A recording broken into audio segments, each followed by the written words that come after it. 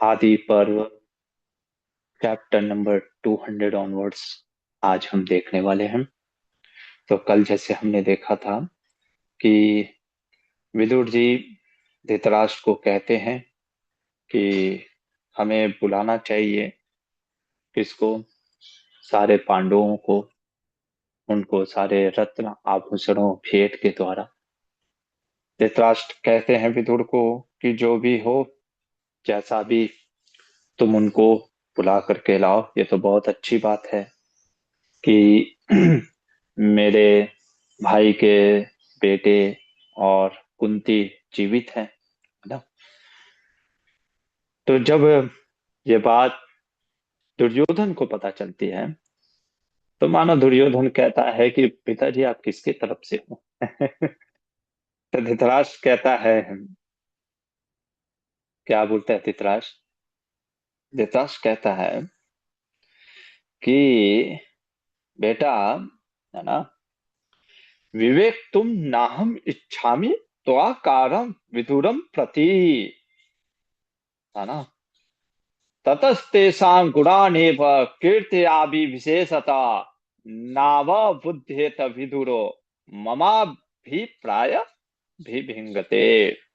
बेटा, मैं तो वही कहना चाहता हूँ, करना चाहता हूँ जैसा तुम दोनों चाहते हो। युवा, अगर आपको थोड़ा सा संस्कृत पता होगा तो युवा मतलब दो के लिए तो बोलते हैं। अब ये दो कौन है? दो कोई और नहीं, है ना, कर्ण और दुर्योधन है।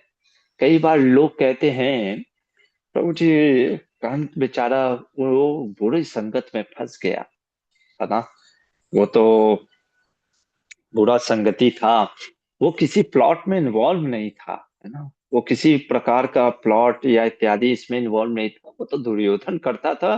अब चूंकि मित्र था तो उसको साथ देना पड़ता था। आज आपके सारे भ्रम, है ना, इत्यादि दूर हो जाएंगे, है ना। जो आज कर्ण बोलने वाला है ना, आपको पता चलेगा कि वो हर चीज में इतना ही भाग लेता था। दुर्योधन, दुशासन, कर्ण और शकुनी, ये चार। इसीलिए व्यास देव ने शुरुआत में ही महाभारत के क्या बताया था कि अगर अधर्म के वृक्ष कोई दुर्योधन है तो उसकी मूल शाखा कर्ण है ना। यहाँ पे देखिए, राधे यमन्य से सुयोधन, राधे यमन्य से ना।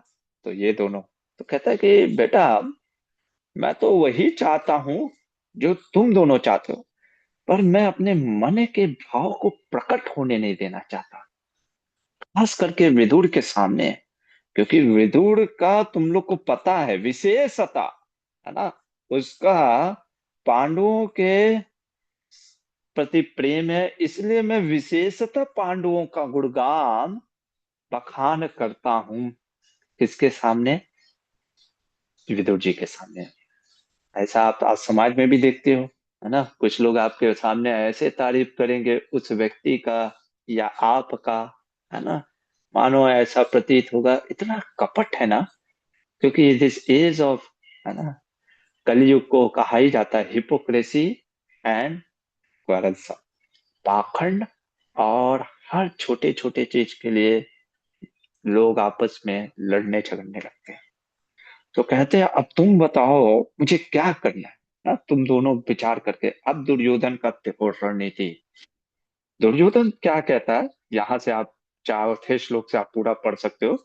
आदि पर्व का ये चैप्टर नंबर 200 से है ना। तो मैं एक एक रणनीति जो हमारे, है ना, नीलकंठ चतुर्धर जी भी लिखते हैं उसके ऊपर टीका है, मैं आपको समझाने का प्रयास करता हूँ। पहला रणनीति कहता है कि किसी ब्राह्मण को नियुक्त करिए। किस लिए? पूजा पाठ कराना है क्या?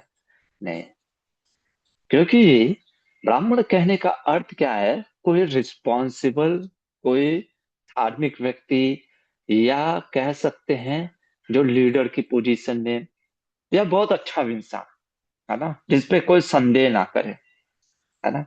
आज के समाज में भी ऐसे मतलब होते हैं ब्राह्मण जो इत्यादि, जो भगवान के, जो आपको भगवत भक्ति से जोड़ने का प्रयास करना चाहिए, जिनका उद्देश्य होना चाहिए, है ना, ब्रह्म नीति जाति ब्राह्मण।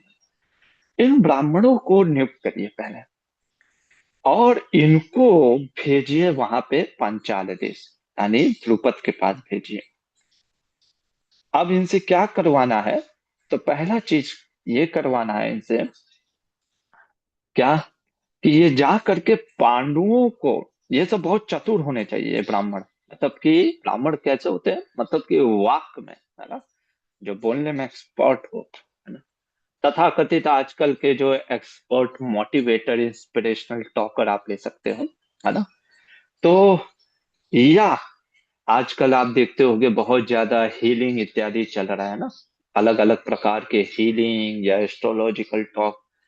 अब देखो जैसे कल चंद्र ग्रहण लगने वाला है, लूनर एक्लिप्स, है ना। अब सही बात है, चंद्र ग्रहण तो लगने वाला है, उसके लिए क्या करना चाहिए क्या नहीं करना चाहिए, है ना। अब अलग अलग हर लोगों के विचार होते हैं, है ना। अब उसमें भी आप देखोगे बहुत से लोग इतना आपको डरा देते हैं, है ना।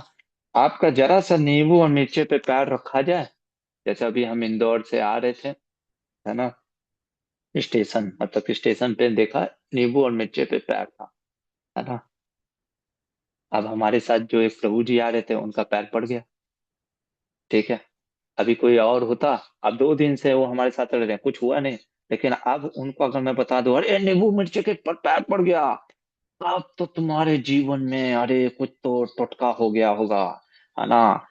अब माइंड कैसा होता है ना, माइंड ऐसा होता है, नहीं होता भी है, वी आर नॉट डिसएग्री, लेकिन हमको इतना अपने इष्ट देव पे भरोसा नहीं है ना, नाम जप पे भरोसा नहीं है ना, इत्यादि इन चीजों पे भरोसा ही नहीं है ना। जैसे कहानी आती है पुराणों में, कि जैसे मैं काशी का रहने वाला हूँ, है ना, तो गंगा के तट पे लोग कहते हैं ना, गंगा पे स्नान करो तो गंगा का स्नान करने से सारे पाप धुल जाते हैं, है ना, और भगवान की प्राप्ति हो जाती है। तो महादेव से पार्वती जी ने पूछा कि इतने लोग गंगा स्नान कर रहे हैं, है ना, जैसे कल चंद्र ग्रहण है तो बहुत से लोग स्नान भी करेंगे, तो इतने लोग स्नान करते फिर भी इनके पाप क्यों, ये आपको प्राप्त क्यों नहीं कर रहे महादेव? कहते हैं, जैसे गीता में भगवान बार बार बोलते हैं, श्रद्धा। आप जो भी चीज करते हो उसमें श्रद्धा है क्या? तो पार्वती देवी को कहते बस, वो शिव जी कहते अभी तुमको समझा देता हूँ, है ना। वो जा करके लेट जाते बूढ़े वृद्ध के रूप में, और पार्वती को कहते तुम बूढ़ी औरत बन जाओ, और अब जो भी गंगा का स्नान करके आ रहा है उनको बस इतना पूछो, है ना, कि ये मेरे पति जो गिर गए हैं ना, इनको उठाना है ना। और वही व्यक्ति उठा सकता है जिसने जीवन में कोई पाप नहीं किया। सब ऐसे एक एक करके नहा करके आए, सबसे पार्वती माता ने पूछा कि ऐसे ऐसे बात है, मेरे पति को उठा दीजिए। कहे हाँ, लेकिन आप तभी शरीर को टच करिएगा जब आपने कोई पाप नहीं किया हो। अब सब कहते अरे नहीं नहीं नहीं, अभी तुम गंगा में नहा करके आए हो ना, तुम्हारे तो सारे पाप धुल गए हैं। लोगों को श्रद्धा ही नहीं है, सिर्फ कैसे क्या बोलते हैं ना, बस जा रहे हैं कर रहे हैं, है ना, भीड़ में, सोशल मीडिया के इन्फ्लुएंस में, है ना, थोड़ा सा नींबू पैर में हाथ पे पैर चला गया और ये अरे अरे अरे, क्योंकि हमें अपने इष्ट पे भरोसा ही नहीं है, नाम जप पे भरोसा ही नहीं है ना। तो पहला चीज वो कहता है कि जा करके द्रुपद पे, मतलब वही पांचाल देश भेजिए, और ये पांडवों को बोलिए, क्या बोलना है, कि यहाँ पे हस्तिनापुर मत आओ, है ना, हस्तिनापुर नॉट, है ना, मत आओ। क्यों मत आओ भाई? कुछ अपशकुन है, अरे तुम्हारे लिए ठीक नहीं है, ये ब्राह्मण जब ऐसे बोलेंगे तो शायद मान जाए, है ना। दूसरा चीज, अगर इससे काम ना चले, है ना, तो पांडवों में भेद डालो, आपस में भेद डालो, है ना, भेद डालना, है ना। भेद किस चीज के लिए डालो? जो भी हो, है ना, आपस में दोनों भाई में लड़ावा दो। माधुरी और कुंती, अरे तुम माधुरी के बच्चे हो, देखो तुम्हें, है ना, तुमको ज्यादा सम्मान नहीं मिलता है, इनको ज्यादा मिलता है, ऐसे कुछ भेद डाल दो। या कहता है कि द्रौपदी जो है ना, द्रौपदी में भेद डाल दो, है ना, द्रौपदी में भेद डाल दो। किस लिए डाल दो द्रौपदी में भेद? कहो कि मानो द्रौपदी को ये जाकर के बोले कि अरे तुम्हारा तो 5 के साथ विवाह करा दिया, ये कोई बात होती है? उसको क्या पता कि द्रौपदी खुद ही ये वरदान प्राप्त हुई थी, है ना। तो द्रौपदी में भेद डालो, नहीं तो फिर कहते हैं आए दुर्योधन कि कोई ऐसे चतुर व्यक्तियों को लगाइए, ब्राह्मण की जगह पे कोई चतुर व्यक्ति, यानी वैश्य जो होते हैं ना, जो पैसे का बिजनेसमैन, जो बिजनेसमैन जो होते हैं ना, कहने का, तो उनको बैठाइए और उन व्यक्तियों को भेजिए द्रुपद के पास, है ना। द्रुपद को पास भेज करके क्या करना हो, उसको पैसा दो, है ना। तो ये सब साम दाम दंड भेद, है ना। पैसा दो, उससे क्या होगा, पैसा देने से उसको अपने पास मिला लो, है ना। देख लो दुर्योधन किस तरीके से, है ना, भेद डाल रहा है ना, इस तरीके से। नहीं तो एक और काम कर सकते हैं, अटैक करो, आक्रमण करो, लास्ट में बोलता है कि अटैक करो, है ना। पर कुछ भी है, हमें अभी तुरंत करना पड़ेगा। क्यों? और सबसे पहले हाँ, अटैक करने में भी ये कहता है कि ये ब्राह्मणों को भेज करके, है ना, सबसे पहले मारो भीमसेन को, है ना, क्योंकि सबसे ज्यादा इसको द्वेष था भीम से ही, और वैसे भीम वैसे सबसे पराक्रम भी है।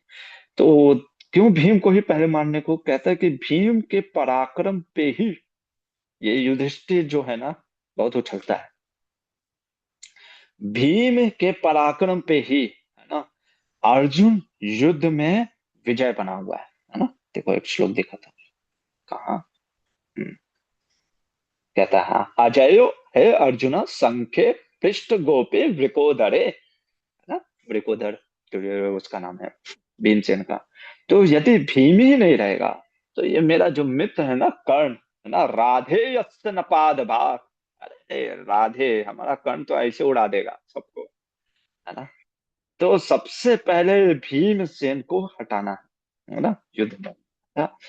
तो या कहते हैं कि अंत में कहता है एक एक अस्त्र कौन्तेय तथा कृष्णा विरज्यताम, है ना। या तो क्या कर सकते हैं, है ना, कि सुंदर युवतियों स्त्रियों द्वारा एक एक पांडवों को लुभाया जाए, है ना। तो उनका क्या होगा, कृष्णा यानी द्रौपदी के प्रति मन फेर दिया जाए, है ना। देखो आदमी अपने दृष्टि से ही चीजों को समझता है ना, यथा दृष्टि तथा सृष्टि। उसको लग रहा है कि अरे पांडवों के अंदर भेद डाल देंगे, है ना। क्यों? क्योंकि पांडवों में थोड़ा सा आपस में कैसा होता है ना, कि लड़ाई लड़ाई नहीं, मतलब कि कैसा होता है, पांचों भाई अपने अपने मत को रखते हैं, है ना। तो उसको लगता था कि ये पांचों भाई के आपस में बहुत लड़ाइयाँ होती है, लड़ाइयाँ नहीं होती है, ना। यही तो डिफरेंस है पांडवों और कौरवों में, हम देखेंगे आगे चल करके भी। पांडव कभी युद्ध नहीं करते थे, है ना, भले आपस में मतभेद होता था, पर उन लोग के में मन का भेद कभी नहीं था। वो भले आपस में ओपिनियन रखते थे, कभी कभी आर्गुमेंट भी होता था, है ना, आप देखोगे आगे चल करके, बट नेवर दे सेपरेटेड, है ना, सेपरेट नहीं होते थे। और ये दुर्योधन में आपको भले कभी भेद नहीं दिखेगा, भेद इन द सेंस कि अरे आपको दिखेगा कि दुर्योधन और 100 भाई तो बड़ा प्रेम से रहते हैं। तो हमारे आचार्य कहते हैं कौवे जो होते हैं ना, भले ही आपसी में साथ में एक साथ रहते हों, लड़ते तो वो सब भी हैं, लेकिन साथ में रहते हो, पर कहाँ रहते हैं, गार्बेज में, है ना। तो वैसे हैं ये कौन है। तो इस प्रकार से बोलता है और कहता है कि पिताजी, है ना, मेरी बुद्धि में जो आया मैंने आपको बता दिया। अब आप, है ना, और कर्ण, राधे, अब आप दोनों बताइए क्या आप दोनों कर रहे हैं। तो ये दुर्योधन कर रहा था। अब कर्ण का राय क्या है, चलिए कर्ण का राय सुनते हैं, है ना। 201 चैप्टर में कर्ण क्या बोलता है। कर्ण कहता है कि देखो, पहले ही चीज बोलता है कि हम पांडवों को इस तरीके से नहीं जीत सकते। क्यों नहीं जीत सकते, है ना। कहता है कि ना ते सख्या पांडवा कुरु अर्धना, मेरी मति से इस तरीके से तुम जो साम दाम भेद लगा रहे हो, ये नहीं हो पाएगा, है ना। क्यों? क्योंकि उदाहरण भी अच्छा देता है।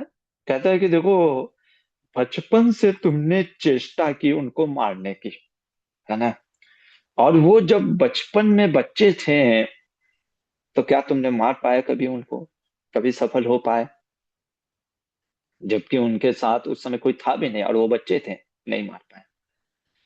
और वो यहाँ पे रहते थे, हमारे पास ही रहते थे, फिर भी तुमने उनको बाधा नहीं पहुंचा पाए, है ना। नैव बाधितुम। अब वो, है ना, विदेश था, विदेश में मतलब दूसरे देश में, दूसरे राज्य में रह रहे हैं। हो सकता है वहां पे बहुत से लोग उसके पक्ष में हो गए हो, है ना। अब उनको तुम इस प्रकार से, मुझे नहीं लगता वो पहुंचा सकते हो किसी प्रकार की क्षति। रही बात तुम जो कह रहे हो कि उनके अंदर फूट डालने की, मुझे नहीं लगता, है ना, कि उनके अंदर तुम किसी प्रकार का फूट डालने में संभव होगे। परस्परेण भेदश्च ना धातुम तेषु शक्यते, नहीं कर पाओगे, है ना। क्योंकि क्या तुमने कहा कि द्रौपदी के माध्यम से तुम उनके अंदर फूट डालोगे, है ना। मतलब कि अरे द्रौपदी के माध्यम से, या द्रौपदी में तुम सोच रहे थे कि फूट डालोगे। मैं ये भी मानता हूं, नचापि कृष्णा शक्यते तेभ्यो भेदितुम परे। तुम द्रौपदी की ओर से भी फूट डाल नहीं सकते। क्यों? हम, क्या बोलता है, पहला रीजन देता है, कहता है कि द्रौपदी उस समय पांडवों को एक्सेप्ट की थी जब पांडव भिखारी थे, ब्राह्मण के वेश में थे, है ना। जब उस समय द्रौपदी ने उनको एक्सेप्ट कर लिया, अभी तो वो राज्य प्राप्त करके सुंदर वेशभूषा में है ना। तो क्यों नहीं उनको, अब क्यों अब छोड़ेगी। और दूसरा चीज जो बोलता है ना, देखो इसकी सोच दर्शाती है, पूरे स्त्री जाति पे क्वेश्चन उठाता है। क्या कह रहा है ये 201 आदि पर्व चैप्टर टेक्स्ट नंबर 8, क्या कह रहा है, आप देखो। इप्सितश्च गुण स्त्रीणा एकस्या बहुभ्रीतता तं च प्राप्तवती कृष्ण न सा भेदितुम क्षमा। कहता है स्त्रियों में तो अनेक पुरुषों से संबंध बनाने की रुचि होती है। ये किसके वाक्य हैं? ये कर्ण के वाक्य हैं। आप देखना, अक्सर कर्ण के वाक्य ऐसे ही आपको मिलेंगे जो बहुत ही घटिया, जिसको हम कहते हैं ना आम भाषा में, वैसे उसकी सोच है ना, स्त्री के प्रति खास करके। कहता है स्त्रियों में ये गुण देखे गए, उनको अनेक पुरुषों से संबंध बनाने में रुचि होती है। और जब कृष्णा, क्या कह रहा है, तम च प्राप्तवती कृष्णा। अरे जब कृष्णा को वो तो प्राप्त हो, मतलब द्रौपदी को जब वो स्वतः प्राप्त हो रहा है, तो वो क्यों छोड़ेगी, है ना। वो ये रीजन दे रहा है, कौन? कर्ण। अब आप समझ लीजिए, आप किसको हीरो आप बनाते हो, है ना। हम किसको अपने जीवन में हीरो बनाते हैं, क्योंकि हम इतने आज इमोशनल और सेंटिमेंटल है ना, शास्त्रों को पढ़ते तो है नहीं, है ना। कोई इमोशनल चीज के जीवन में थोड़ा सा दुख हो गया और हमको लगता है कि वो हीरो हो गया। खैर आगे बढ़ते हैं, बाकी आप लोग समझदार हैं। तो आगे कहता है कि पांचाल जो द्रुपद है उसको भी अपने साथ नहीं ले सकते। क्यों? न स राजा धन प्रिय, धन का लोभी नहीं है ना। तुम अपना सारा राज्य भी दे दोगे तो भी वो कुंती के पुत्र कौन्तेयान, कुंती के पुत्रों का परित्याग नहीं करेगा, है ना। और मान लो तुम सोचो कि उसके बेटे के प्रति हम, है ना, जो उसका बेटा है, कौन, धृष्टद्युम्न। वैसे तो बहुत से बेटे हैं, पर मान लो तुम धृष्टद्युम्न यथाच्च पुत्रो, है ना, नहीं, उसका बेटे सब भी पांडवों के बड़े प्रेमी हैं, अनुरक्तश्च पांडवान, पांडवों से बड़ा प्रेम करते हैं, है ना। तो मेरे मानो, तो मानो दुर्योधन कहे तो भाई फिर करना क्या है ना।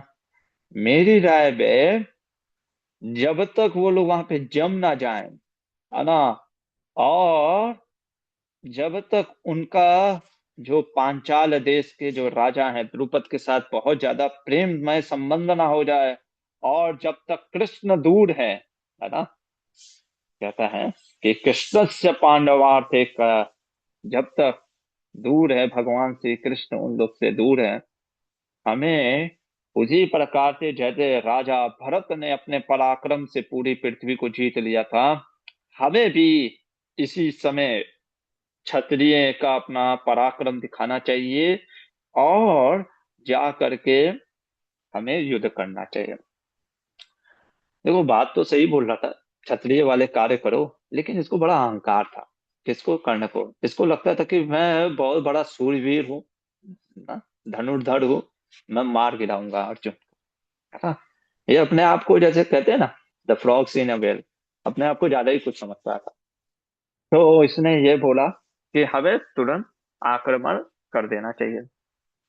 कर्ण की बात जब ये समाप्त हुई, तब धृतराष्ट्र ने कहा, बात तो तुम सही बोल रहे हो, लेकिन मैं चाहता हूँ, है ना। धृतराष्ट्र कहता है कि एक बार हम लोग चर्चा कर लेते, भीष्मश्च द्रोणो विदुरे वच, भीष्म द्रोण विदुर से चर्चा कर लेते हैं कि करना क्या चाहिए, क्योंकि राजा था, उसको पता था कि ठीक है, एक बार भीष्म द्रोण से भी पूछ लेते हैं, है ना, कि उनका क्या राय है ना। नहीं तो बाद में ये कहेंगे कि हमें उससे पूछा ही नहीं। तो धृतराष्ट्र ने मंत्रियों को कह करके बुलवाया, किसको? भीष्म देव को, द्रोण को और विदुर जी को, है ना। तो यहाँ पे 201 चैप्टर समाप्त हुआ। कर्ण ने, है ना, जो स्त्री जाति पे क्वेश्चन लगाया, स्त्री वर्ण पर क्वेश्चन, ये हमने देखा। ठीक है, चलिए आगे बढ़ते हैं। चैप्टर नंबर 202, है ना। अब भीष्म देव क्या बोलते हैं? भीष्म देव के बोलने से पहले मैं आपको एक साइकोलॉजी कुछ सिखाना चाहता हूँ। क्या साइकोलॉजी है? अनकॉन्शियस कॉम्पिटेंट, है ना, और कॉन्शियस इनकम्पिटेंट। ठीक है। अनकॉन्शियस कॉम्पिटेंट, इन कॉन्शियस इनकम्पिटेंट मतलब क्या, मैं आपको समझाने का प्रयास करता हूँ। जैसे कभी आपने देखा होगा, अगर गांव में आपने रहा है, तो पहले के जो किसान होते थे ना, वो समावतर, वो जमीन को देख करके, वो इतने जमीन से जुड़े होते थे ना, और वो आकाश के जो, मतलब कि नक्षत्र तारे जैसे होते हैं ना, ऋतुओं से या बादल के आसार से वो पता कर लेते थे कि फसल कैसा होने वाला है इस बार। इसको कहते थे अनकॉन्शियस कॉम्पिटेंट। या कई बार हमारी वैदिक संस्कृति में आप देखोगे, कुछ चीजें हमको पता नहीं है कि हम क्यों करते हैं, पर हमने अपने पूर्वजों से देखा है कि वो चीज होते आ रहा है ना। जैसे कई बार घर में, है ना, लोग ने, चाहे से शंख बजाना हुआ, या आम के पत्ते कि जैसे यज्ञ इत्यादि होते तो आम के पत्ते लगाए जाते हैं, है ना। ऐसे बहुत सारी चीजें आप देखोगे जिसका हमें कारण तो नहीं पता, पर हमने देखा है कि हमारे बड़े बूढ़े करते थे तो हम भी वही करते हैं। इसको कहते हैं अनकॉन्शियस कॉम्पिटेंट। अनकॉन्शियस मतलब समझा, आपको पता नहीं है लेकिन वो अच्छा है। अब आ गए हैं कॉन्शियस इनकम्पिटेंट। कॉन्शियस इनकम्पिटेंट, ओ, है ना, हो सकता है एग्रीकल्चर यूनिवर्सिटी ऑक्सफोर्ड से हमने डिग्री प्राप्त कर ली है ना, और एमबीए या एमडी या कुछ भी, है ना, आ करके हम लोगों को सलाह देते हैं, है ना। जैसे मेरे एक स्टूडेंट है ना, एग्रीकल्चर में भी, तो कई बार हम सलाह देते हैं किसानों को। कैसे सलाह देते हैं? हाँ, आप ऐसे नहीं, ये बीज डालो, ऐसे करेगा, ये काम करेगा, है ना, जो भी है फलाना वलाना। क्यों? और ये किसान बेचारे सीधे साधे सोचते हैं कि हाँ भाई, ये तो एमबीए पढ़ के आया है, बड़े यूनिवर्सिटी से पढ़ के आया है, इसको तो बहुत ज्यादा पता होगा, है ना, इसको बहुत ज्यादा चीजें मालूम होगी, है ना। जैसे मैं आपको बताता हूँ, एक मेरे, है ना, राजस्थान के थे, एक प्रभु जी थे। तो वो क्या है, वो 12 या 13 साल में वो मारवाड़ी परिवार से है, वो छोड़ दिए राजस्थान अपना, है ना, घर छोड़ करके मुंबई आ गए थे। अब मुंबई में सेटल हो गए, है ना, 13 साल की उम्र में। आज बहुत बड़े फैक्ट्री के कंपनी के मालिक हैं। अब उनका बेटा है। उनका बेटा जो है वो एमबीए डिग्री किया है ऑक्सफोर्ड यूनिवर्सिटी से, है ना। अब उसके पिताजी उसको, बेटे को बोल रहे थे कि बेटा तुम में एंटरप्रेन्योरशिप, मतलब अपना खुद का कुछ बिजनेस स्टार्ट करो। तो उसका बेटा कहता है नहीं नहीं नहीं नहीं, मैं कैसे कर सकता हूँ, है ना। क्यों? क्योंकि अरे उसके लिए बहुत सारे वो चीजें, स्किल्स चाहिए इत्यादि, वो मतलब वो गट्स जो होता है ना, फीलिंग जो हम कहते हैं, वो गट्स फीलिंग नहीं था। वो प्रभु जी बता रहे थे कि प्रभु जी हमने तो कर दिया, हमने तो सोचा नहीं, हम 13 साल की उम्र में आज इतनी बड़ी फैक्ट्री खड़ा कर दी है, ये तो इतना पढ़ लिख लिया, ऑक्सफोर्ड की डिक्शनरी, ऑक्सफोर्ड डिक्शनरी कहना, ऑक्सफोर्ड यूनिवर्सिटी से पढ़ करके आया, एमबीए की डिग्री लेकर के आया, कह रहा है कि मैं किसी कंपनी में एज ए जो है ना जॉब करूंगा, एज ए कोई मैनेजर या जो भी सीईओ टाइप का, है ना। अरे अपना कंपनी खोलो, अपना बिजनेस करो। मैंने बस वही प्रभु जी को बोला, प्रभु जी लक्ष्मी जी, आगे महाभारत में वर्णन आता है, लक्ष्मी जी कहती हैं, क्या बोलती हैं रुक्मणी को, कि जिस व्यक्ति के अंदर ये चैलेंज लेके लेने की एबिलिटी नहीं होती है ना, गट्स फीलिंग नहीं होती ना, वो कभी पैसा नहीं कमा सकता, है ना। आपका बेटा पढ़ लिख करके तो आ गया, ये गट्स फीलिंग यूनिवर्सिटी नहीं देता है। इसलिए हम अपने गुरुकुल के स्टूडेंट को सिर्फ ये नहीं कहते do not grow in university, grow in diversity, है ना।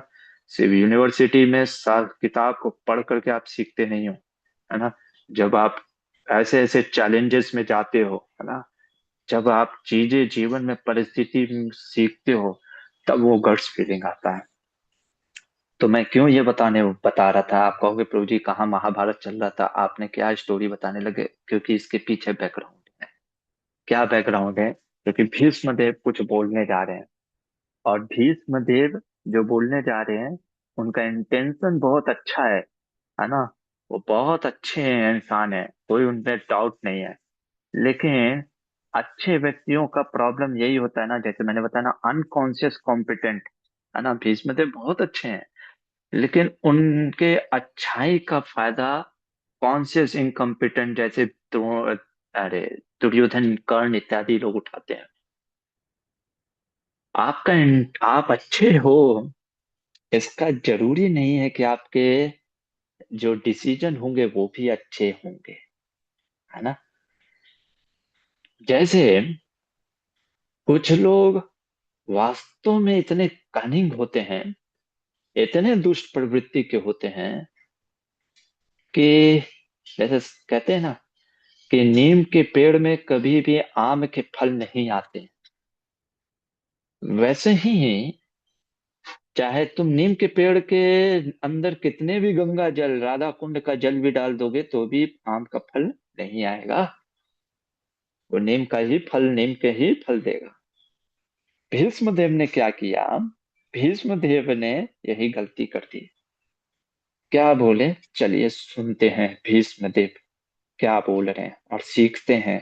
हमें भी जीवन में इस प्रकार से गलतियां भावुकताओं में आकर के नहीं करना चाहिए। इंटेंशन कोई डाउट नहीं, पर हमसे भी गलती होता है, हम सीख रहे हैं, है ना, भीष्मदेव के माध्यम से। क्या गलती करते हैं भीष्मदेव? बोलते हैं, सबसे पहले कहते हैं, ना रोचते विक्रमो में पांडव पुत्र कथम चना। देखो मैं किसी प्रकार का विरोध या युद्ध पसंद नहीं करता, पर युद्ध होगा। कि आज देखिए पूरा विश्व में युद्ध हो ही रहा है ना। युद्ध किसी को पसंद नहीं आता, लेकिन कभी कभी युद्ध करना पड़ता है। जब सामने वाला दुर्योधन जैसा रहता है ना, तो कभी कभी युद्ध करना पड़ता है। जब आपको सामने लूट रहा हो ना, जैसे अभी वृंदावन में हम थे, अब अनकॉन्शियसली ये लोग जो होते हैं ना, जो क्या बोलते हैं ऑटो वाले, वो कभी कभी लूटने लगते हैं। अब ऐसे तो क्रोध नहीं करना चाहिए, लेकिन एक जगह पे हमें भी क्रोध आ गया, क्योंकि आप जब छल करते हो ना, कपट करते हो, आप बोलते हो कि वहां तक लेकर के जाएंगे किसी डेस्टिनेशन तक, और उससे पहले ही जानबूझ के रोक देते हो, कहते हो कि गाड़ी नहीं जा सकती, और ऊपर से डबल पैसा भी ले रहे हो, है ना। तो आप ऐसे छोड़ दोगे ना, तो इससे क्या होता है ना कि फिर सामने वाले का मनोबल बढ़ता है। उसको लगता है ये तो बाहर से लोग आए हुए हैं, है ना, जितना मांगोगे उतना दे देंगे, है ना, क्या करोगे। तो उसने बोल दिया कि जाओ पैसे मत दो। मैंने अपने प्रभु जी को कहा चलो, हमने जैसे कभी कभी ताव में नहीं बोल देते हैं लोग कि अरे नहीं देना मत दो, तो मैंने भी कहा हाँ नहीं देंगे, फिर अपने आप लाइन पे आ गया। तो कभी कभी मैं आपको एक एग्जांपल दे रहा हूँ, कभी कभी आपको क्रोध भी करना पड़ता है, कभी कभी आपको युद्ध भी करना पड़ता है। ये आप समझने का प्रयास करो। शांति सबको अच्छा लगता है, लेकिन मध्वाचार्य आगे चल करके बोलेंगे जब वो महाभारत का युद्ध आरंभ हुआ, अगर धर्म की स्थापना के लिए महाभारत जैसा युद्ध करना पड़े, वो भले ही एक दिन का ही धर्म की स्थापना करना पड़े, तो भी महाभारत जैसा युद्ध होने दो। देखो क्यों, क्योंकि धर्म से युक्त हुआ राज्य वो एक दिन 1000 दिन के जैसे भागवत भी कहता है ना, इतने वर्ष जी करके क्या फायदा अगर भगवत भक्ति ही नहीं किया। एक दिन की भगवत भक्ति, है ना, वो ज्यादा अच्छा है 100 साल बिना भगवान की भक्ति किए हुए रहने से। उसी प्रकार से युद्ध की जरूरत नहीं पड़नी चाहिए, लेकिन कभी कभी अगर युद्ध करना पड़े तो करना चाहिए, है ना। तो खैर, भीष्मदेव कहते हैं कि हमें किसी प्रकार से युद्ध मैं नहीं चाहता, और कहते हैं कि ये तो बड़ी अच्छी बात है, पता हमको चल गया कि पांडव इत्यादि जो हैं वो जीवित हैं, और ये जीवित हैं पांडव तो, और कुंती जीवित है, तो हमको किसी प्रकार का वैर न रखते हुए दुर्योधन को सलाह देते हैं।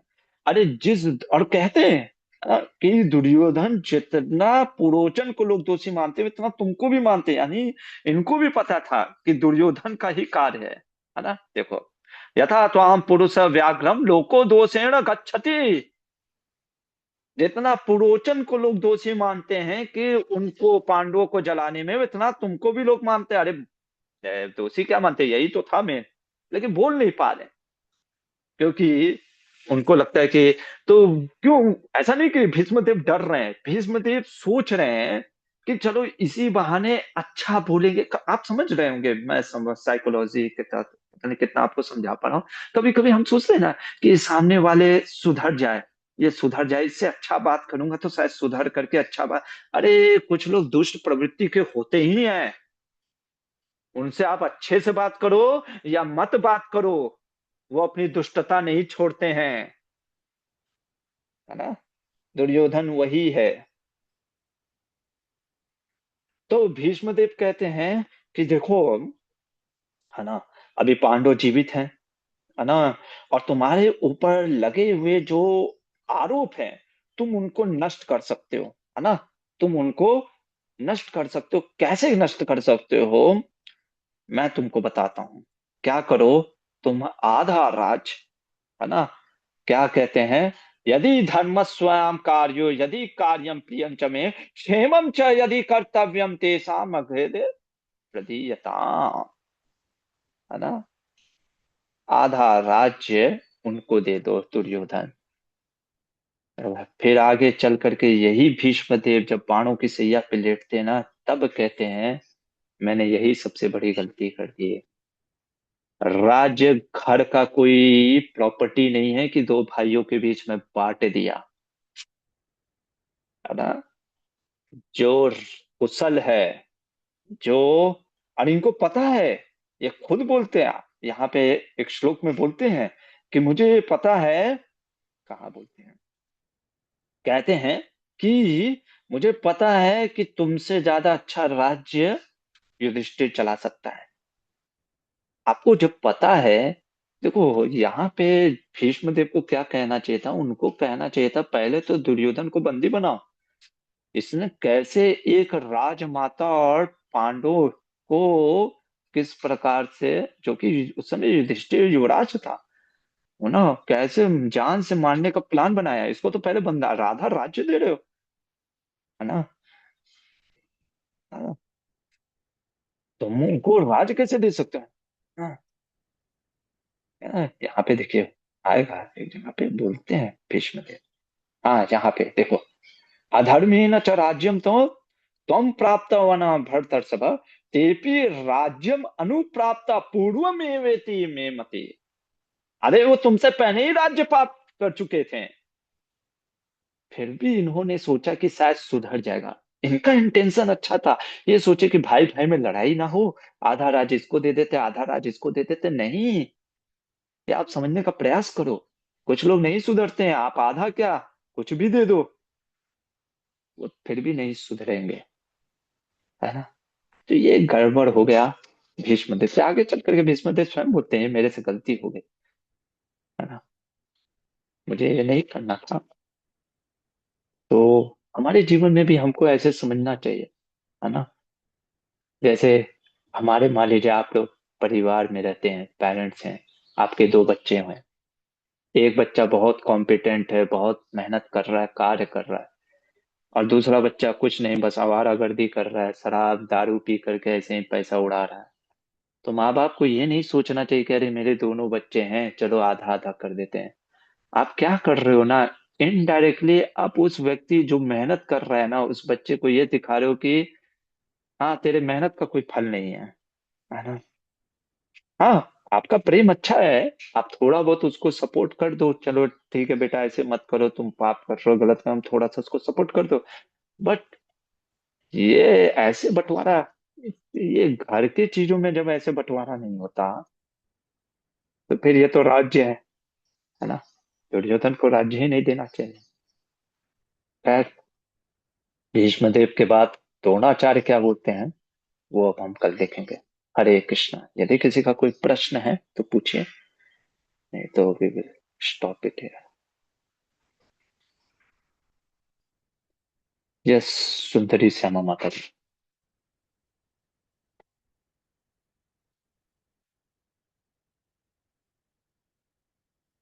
हाँ माता जी, आपने हैंड रेस किया है। हरे कृष्णा प्रभु जी। हरे कृष्णा। हरे कृष्णा प्रभु जी। वो कर्ण का लाइन सुन के जैसे लगा कान से खून निकल जाएगा मेरे। बस तो बहुत ऐसे शॉक्ड हो गई थी मैं सुन के उसके लाइन।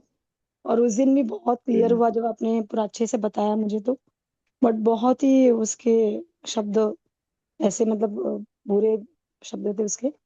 और प्रभु जी ये जैसे आपने बोला जैसे अगर एक बेटा है और न जैसे दो बेटे हैं और फिर एक बेटा खराब निकल जाए एक अच्छा निकल जाए, तो माता पिता को क्या उनको प्रॉपर्टी का हाफ ऑफ नहीं देना चाहिए? और तो क्योंकि गवर्नमेंट भी हमारी अलाउ करती है कि मतलब जो भी आपकी संपत्ति है तो दोनों बेटों का होगा। और एक माता पिता का फर्ज भी है ना कि मतलब चाहे जो भी वो करे लेकिन एटलीस्ट आपको चाहिए कि आप दोनों को हाफ ऑफ कर दो। और फिर गवर्नमेंट भी इस बात का सपोर्ट करती है, तो फिर आज के डेट में कैसे पॉसिबल है कि हम एक बहुत अच्छा है तो उसको दे दे बाकी दूसरे को छोड़ दें? ऐसे कैसे हो सकता है?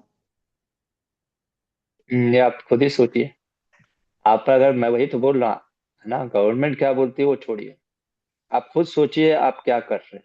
अगर किसी व्यक्ति, जो एक व्यक्ति आपका बेटा है, जो बहुत ही लायक है, वो मेहनत कर रहा है, और अंत में आप यही चीज बंटवारा कर रहे हैं कि 50-50, इनडायरेक्टली आप क्या कर रहे हैं, उसको यही समझा रहे हैं ना, तुम्हारे मेहनत का कोई फल नहीं। लेकिन ना प्रभु जी 50-50 नहीं भी करेंगे तो 50-30-70 करेंगे, इस तरह से करेंगे। वो चलो जो खराब है उसको दे वो दिया। लेकिन गवर्नमेंट फिर तो गवर्नमेंट के पास जाएगा वो। हम तो राज्य में एक रह रहे हैं जहाँ पे हम लोग अच्छे से गवर्नमेंट को रूल फॉलो करते हैं। तो वो अपने वो पुलिस के पास जाएगा या फिर वो कानून का सहारा लेगा और वो फिर हमारे खिलाफ उसको एक्शन लेगा कि नहीं नहीं हमारा भी इसमें हिस्सा है। तो फिर पेरेंट्स क्या ही करेंगे फिर? पेरेंट्स को तो दोनों को देना पड़ेगा। वो क्या होगा क्या नहीं होगा उस पे मैं क्वेश्चन नहीं उठा रहा हूँ। आई एम जस्ट सेइंग, आपका धर्म क्या है, वो चीज आप सोचो। आपका धर्म क्या है, सिंपल सा चीज है। In the name of equality you can not do everything same with everyone. हमारे गुरुकुल में भी सारे स्टूडेंट एक जैसे नहीं होते, है ना। किसी को हम बहुत ज्यादा सेवा भी देते हैं, किसी को हम कम सेवा देते हैं, किसी को हम ज्यादा ध्यान तो सब पे देते हैं, लेकिन कुछ ऐसे होते हैं जिन पे आप जितना भी एनर्जी डालो, है ना, वो नहीं सुधरने वाले। आपको समझना पड़ेगा माता जी, ये सब सेंटिमेंट, इसीलिए मैंने कई बार बोला महाभारत डाइजेस्ट करने के लिए थोड़ा सा सेंटिमेंट्स को हटाना पड़ेगा, क्योंकि यहाँ पे जस्टिस की बात चल रही है ना। और जस्टिस बुद्धि से, भावनाओं से नहीं लिया जाता है डिसीजन।